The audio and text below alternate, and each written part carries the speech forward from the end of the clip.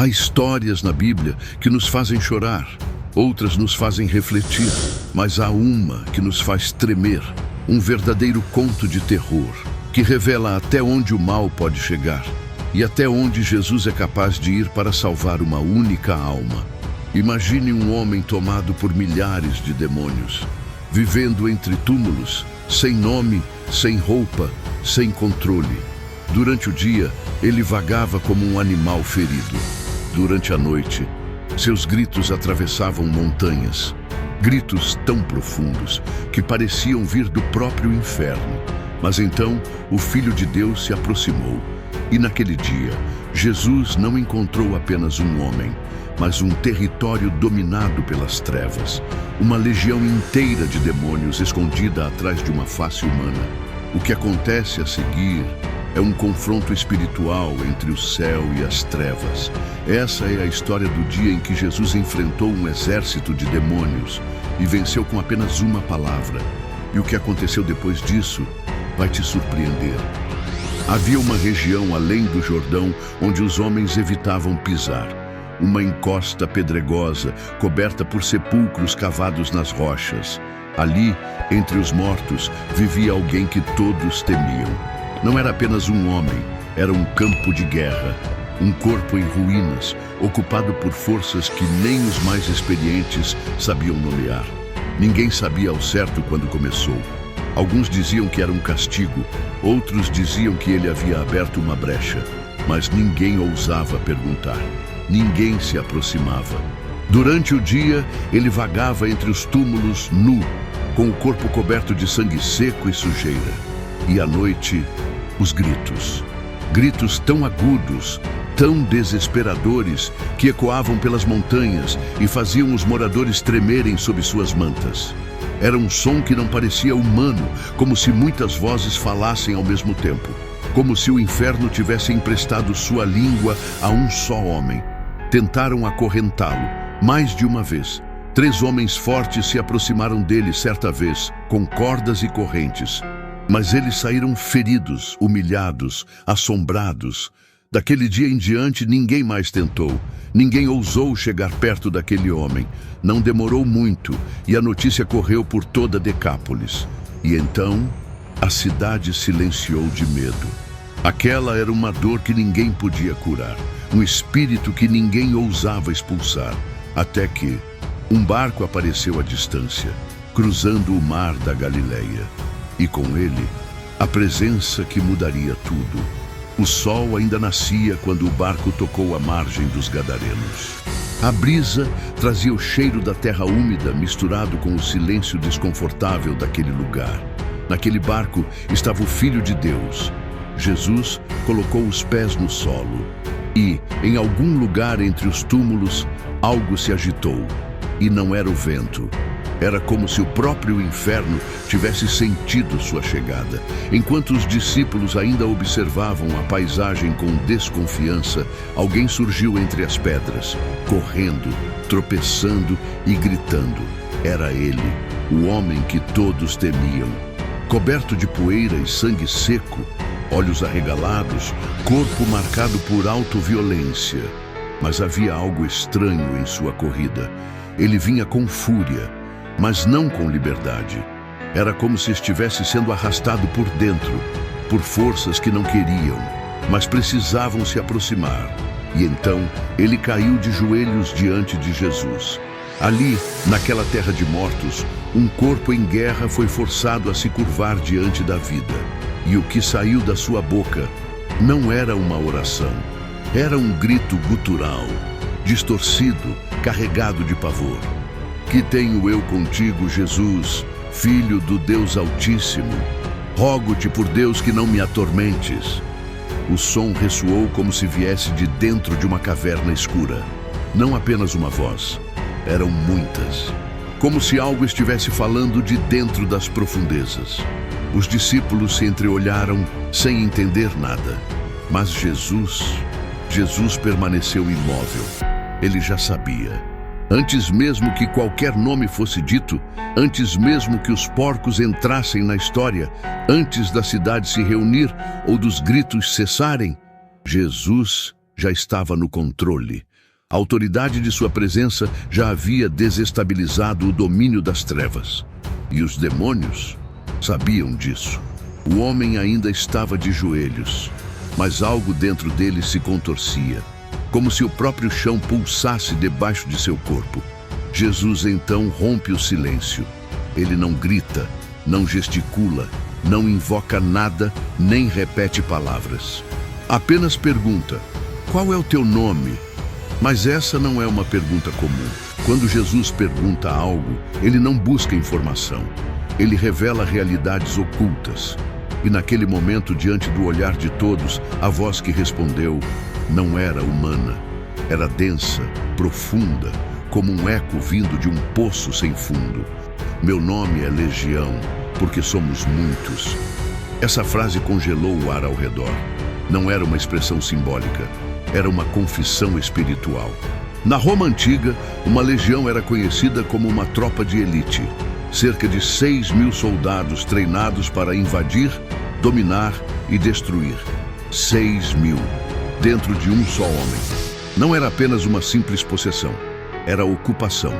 Um território espiritual tomado por forças organizadas, disciplinadas e cruéis. E o mais assustador não era o número de seres, era o medo deles. Eles estavam apavorados, totalmente açoitados com a presença de Jesus.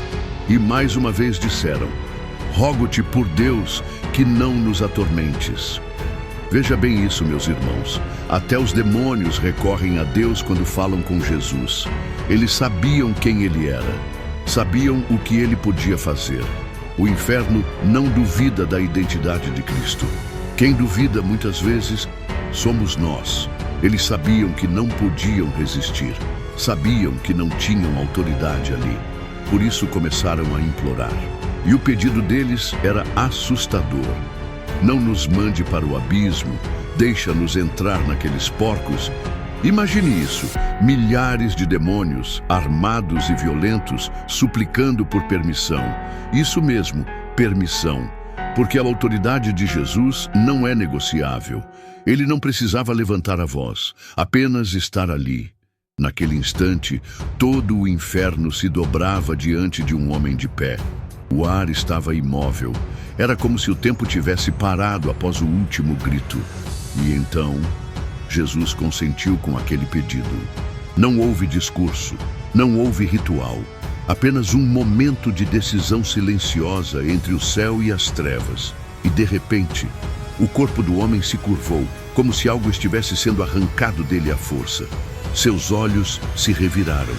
Seus músculos se contraíram como se resistissem a um choque invisível. E então ele caiu. Desabou como um soldado ferido no campo de batalha. Mas naquele exato instante, um som surgiu ao longe. Um alvoroço, grunhidos, barulhos de cascos, correria. A poucos metros dali, sobre as colinas, 2.000 porcos pastavam tranquilamente. Mas agora, estavam em pânico. Eles começaram a se chocar uns contra os outros, olhos arregalados, espuma na boca. Corriam como se tentassem fugir de algo que havia entrado neles. Algo que os homens não podiam ver, mas que a criação sentiu. Era como se o inferno estivesse procurando abrigo. Como se os demônios expulsos tivessem sido lançados em corpos que não podiam suportá-los. E então veio o ápice. 2.000 porcos, enlouquecidos, dispararam colina abaixo. Desceram em disparada, em linha reta para a beira do abismo. E sem hesitar, se atiraram ao mar. Foi um som violento. Um por um, os corpos se chocaram contra a água. Mergulhos pesados, seguidos de borbulhas e silêncio. A superfície ficou turva, depois escura, e no ar o cheiro de sal e morte. Os pastores caíram no chão, gritavam, choravam, corriam. Alguns voltaram para a cidade apavorados. Outros ficaram paralisados, tentando entender o que tinham acabado de presenciar. Foi um milagre, sim, mas um milagre que veio como um terremoto. A libertação daquele homem custou algo visível, custou uma manada, custou a paz econômica da cidade, custou o conforto de uma região que preferia manter o mal isolado do que confrontado. Mas para Jesus, aquilo não foi uma perda, foi uma conquista, porque o valor de uma alma é maior que o mundo inteiro. O vento ainda soprava sobre as águas. Os porcos já não grunhiam. O chão permanecia sujo de poeira, sangue e silêncio. Mas ali, bem no centro da cena, um milagre permanecia de pé, no coração de um homem. Aquele que por anos viveu como um animal, agora estava sentado, com os ombros relaxados, a cabeça erguida e os olhos cheios de algo que ninguém reconhecia: paz. Os discípulos mal conseguiam acreditar. Eles haviam visto cegos enxergarem, leprosos serem curados. Mas isso era diferente. Eles tinham visto o terror, o caos, a escuridão viva nos olhos daquele homem. O mesmo rosto que antes se contorcia em fúria, agora transmitia ternura. O mesmo corpo que se cortava com pedras, agora descansava. Ele foi devolvido a si mesmo, e ali, aos pés de Jesus, estava o que sobrou da batalha: um homem restaurado, uma alma limpa, um campo reconquistado. Mas nem todos celebraram. Os pastores haviam corrido até a cidade, assustados com o que haviam presenciado. E quando os moradores chegaram, não puderam negar o milagre. Eles viram o homem, sentado, vestido, em perfeito juízo, e mesmo assim tiveram medo, porque o mundo se acostuma com o caos. Ele prefere conviver com a escuridão, desde que ela fique distante e controlada. Mas agora, a luz estava ali, clara, presente, incontrolável. E isso incomodava. Por isso eles pediram a Jesus: por favor, vá embora. Não importava o bem que Jesus havia feito, importava o que ele ameaçava: a zona de conforto do medo. Eles não queriam mais milagres, queriam estabilidade. Queriam o mal controlado, não o bem que transforma tudo. E Jesus não debateu, não implorou, não se explicou. Ele apenas se virou e caminhou em direção ao barco. Mas uma figura se levantou atrás dele, com os olhos marejados e um pedido nos lábios. Há algo nessa história que vai além do sobrenatural. Vai além dos demônios, além dos porcos, além da destruição e do escândalo. Essa é a história de alguém que parecia irreversível. Um homem que ninguém queria mais perto, que havia perdido tudo: o controle, a dignidade, o nome e até a própria identidade. Alguém que foi jogado à margem, condenado a viver entre os mortos, porque os vivos já tinham desistido dele. Mas Jesus, não. Jesus atravessou um mar inteiro, enfrentou uma tempestade, andou até uma terra proibida por uma única alma, por um homem que ninguém mais queria ver. E talvez, nesse exato momento, você se sinta assim, rejeitado, isolado. Como se uma legião invisível tomasse conta da sua mente, do seu coração, das suas emoções. Como se ninguém soubesse o que você vive. Ou pior, como se ninguém se importasse. Mas o Deus da Bíblia se importa. E Ele vem até você. Ele ainda cruza territórios, atravessa tempestades e enfrenta as trevas. Não importa o preço, para libertar quem o mundo já considerou perdido. E quando ele chega, basta uma palavra. A mesma autoridade que calou uma legião ainda está viva, ainda tem poder e ainda está disponível para você. A pergunta é: você quer ser livre ou vai pedir que ele se afaste como fizeram os gadarenos? Jesus se virou, caminhando em direção ao barco. A multidão o observava à distância. Os discípulos o acompanhavam em silêncio. Mas atrás dele, passos se apressaram. Era o homem. O mesmo que antes gritava, agora chorava. Com lágrimas nos olhos e as mãos trêmulas, ele suplicou: Senhor, deixa-me ir contigo. Era o pedido mais puro que ele poderia fazer. Não queria fama, não queria explicações. Só queria permanecer perto de quem o havia salvado. Mas, surpreendentemente, Jesus não permitiu. Ele disse: "Não, volta para a tua casa, para os teus, e conta tudo o que o Senhor te fez." Jesus o comissionou. Aquele que antes era a vergonha da cidade, agora seria sua voz. O homem se levantou e saiu. E por onde passava, falava do que lhe havia acontecido. Falava de um homem que atravessou um mar só por ele. Falava de um nome que fez fugir um exército espiritual. Falava de uma palavra que mudou tudo. E assim, o ex-endemoninhado tornou-se o primeiro missionário enviado por Jesus entre os gentios. Um milagre vivo, um testemunho ambulante. Uma prova de que Deus não apenas liberta, mas transforma tragédias em propósitos eternos. Essa é a história do homem que foi tomado por uma legião, mas libertado por uma única palavra. Jesus não apenas expulsou os demônios, ele restaurou a identidade, curou a mente, devolveu a voz. E mais do que isso, ele deu uma missão, e talvez hoje ele esteja fazendo o mesmo com você.